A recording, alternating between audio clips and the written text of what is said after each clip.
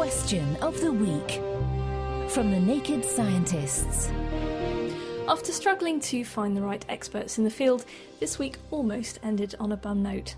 Hi, my name is Rob, and my question is, given that people can absorb medication in the form of suppositories, is it possible to absorb enough water to survive through their bottom? So what goes on in the colon most of the time? Here's Miles Parks. Using the rectum as a means of administering fluid replacement in dehydrated individuals is an interesting idea. The colon or large bowel, of course, functions primarily to absorb fluid, normally doing so, of course, as material enters to the cecum from the small intestine, the material which has not been digested, fibrous products and so on, together with a substantial amount of fluid and solute, enters into the colon, and the fluid is then sucked out as the material goes round the 4 feet or so of the colon to form up the stool.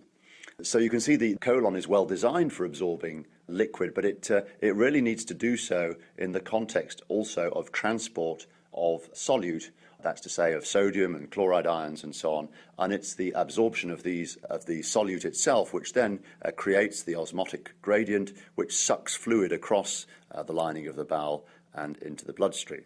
So, bearing these things in mind, I do think that water enemas on their own, water on its own, is perhaps unlikely to be absorbed in clinically significant quantities, and of course it's just likely to come out of the rectum again.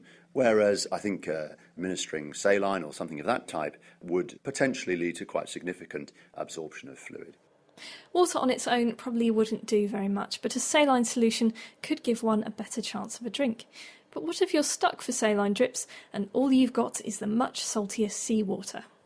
My name is Ari Urkel, and I'm an intensive care doctor and physicist from the University of Cambridge. Unfortunately, giving yourself a seawater enema for hydration if you've had the misfortune to be stranded at sea is a complete thermodynamic non-starter.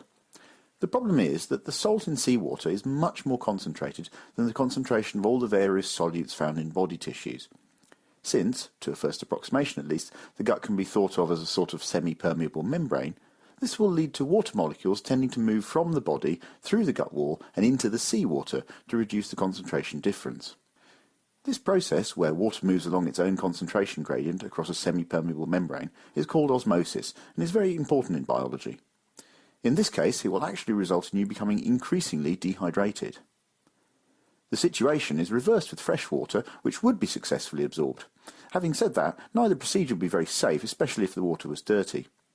So, giving yourself a seawater enema, if you're trapped at sea, is likely to make you lose water. Of course, giving yourself a seawater enema if you're trapped at a cocktail party is likely to make you lose friends as well. So it's not recommended that one inserts liquid into one's derriere. But if you were in need of a drink, then a slightly saline solution would probably do the trick. Salt water is too salty and normal water is too watery. It turns out that this version of the saline drip was used heavily by medics of the past and is still used in some cases today. It's known as proctoclysis. Next week, we've another health-related intervention. Hi, Naked Scientist. It's Alan Blake from London. I have a question for you, please. I received a brochure from a company called Magnetic Therapy Limited, advertising all things magnetic and claiming to cure all sorts of ailments like snoring if this object was put up the nostrils and all sorts of aches and pains if worn on different parts of the body. Please can you advise me if there is any evidence at all to prove that magnets have these type of powers, and if so, how they work?